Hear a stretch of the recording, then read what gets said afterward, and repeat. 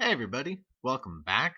In today's video, it will be a movie review of Birds of Prey and the fantabulous emancipation of one Harley Quinn, basically the Harley Quinn movie. Non-spoiler obviously, so let's get started. Basic plot point, Black Mask needs this diamond, Harley knows where the diamond is, and so do the various members of the Birds of Prey, and they come together and they kick ass. But it's basically the Harley Quinn solo movie, and then the Birds of Prey are just there on the side.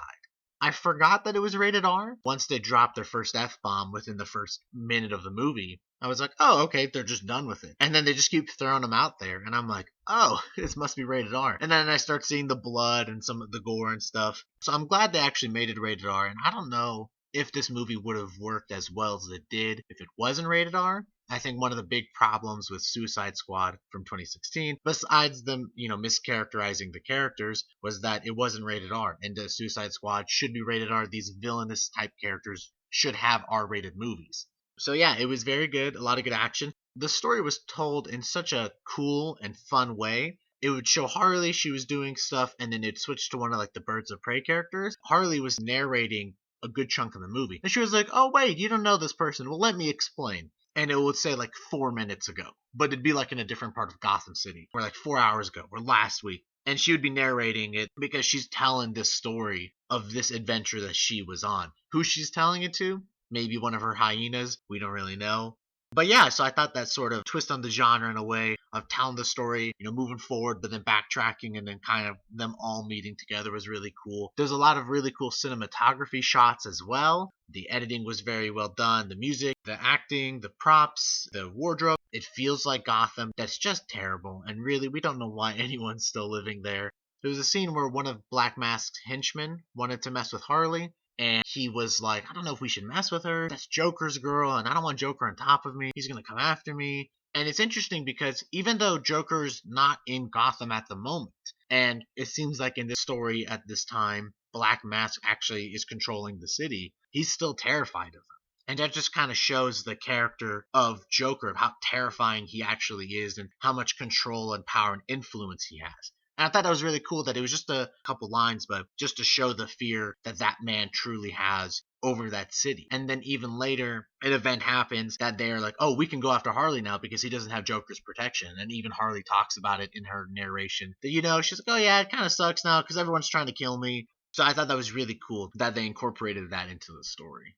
Every cast member does extremely well. Ewan McGregor, who plays Black Mask, he does a really good job. Margot Robbie obviously does a good job as Harley Quinn. And the rest of the Birds of Prey do very well. And I actually, after seeing this movie, I want a second Birds of Prey. I actually really do. I know they're making a second Suicide Squad that's like sort of a soft reboot from the 2016 version. I know she's going to be in that movie. So, timeline, where does it take place? I don't know. My guess is it would take place after this because this movie actually does reference Suicide Squad. So, yeah, the next sequel to the Suicide Squad, I wonder if we're going to get that and then maybe another Birds of Prey because it was a really good movie and I would like to see these characters again.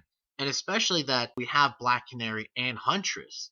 And neither one of them mention Oliver Queen, but those two characters are tied to Oliver Queen. I want to see a Green Arrow on the big screen. I think that would be very cool. Obviously, I know the Arrow Season 8 has just ended, and that was really good. Stephen Amell is Arrow to me, but there could be multiple people playing the character, so I would love to see him in a second sequel. Or just, like a throwaway line, like, oh yeah, that Oliver guy sucks. Or just something like that, kind of like how Harley in this movie was giving throwaway lines to Joker. It would be even funny if in the next movie, Harley sees Joker and she's like, F you, Mr. J, you suck. Black Canary and Huntress have a similar interaction with Oliver Queen. I think that could be very funny. Just like 30 seconds, and then you just move on.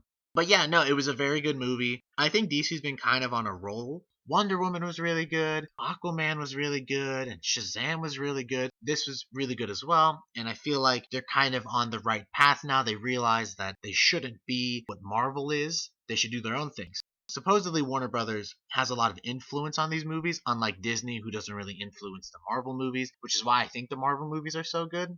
DC has all these iconic characters, and I think as soon as Warner Brothers realizes it, and maybe they are starting to now, they can start making these one-off movies like Birds of Prey, the reboot Suicide Squad, And then you can throw them together in a team up movie. You totally could and you should. But you have to build out the world first, you know? You can't have your second movie in a franchise be your team up movie. That's nuts. That's crazy. So yeah, this kind of turned into a tangent of DC, but I have a lot of thoughts about DC because I love their stories so much, but they just keep being weird with the movies. Anyways, Birds of Prey. It's a great movie. Go see it. Go see Birds of Prey. It's a great movie. A lot of fun, a lot of action. Just a good movie to, eat popcorn with and laugh. It's a good 2 hours to just fun. I'm recording this in post, so I don't know where I will put this in the video, or even if I will. But I want to talk about the end credit scene. Spoilers. I'm going to have spoilers on the screen, and when it's off the screen, you can turn up your volume if you're still sticking around. So, spoiler warning is gone. Spoilers. Let's move forward. The end credit scene. Yeah, there wasn't really an end credit scene. It was just, the credits are rolling, and you hear a voiceover from Harley Quinn, and she's like, "What are you still doing here?" She's like, "Well, since you're still here, I'll tell you a little secret. Batman, and then it ends right there.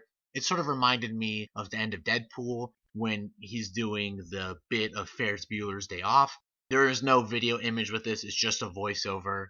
Is she going to say secret that Batman's actually Bruce Wayne? But she was saying pho. So this is what I think it is. In the DC Universe streaming service, there's a Harley Quinn TV show. And in that show, she always makes a joke that Batman fucks bats. And so because she was saying Batman pho, I think that's what she was going to say. Maybe shows that they're a little bit connected.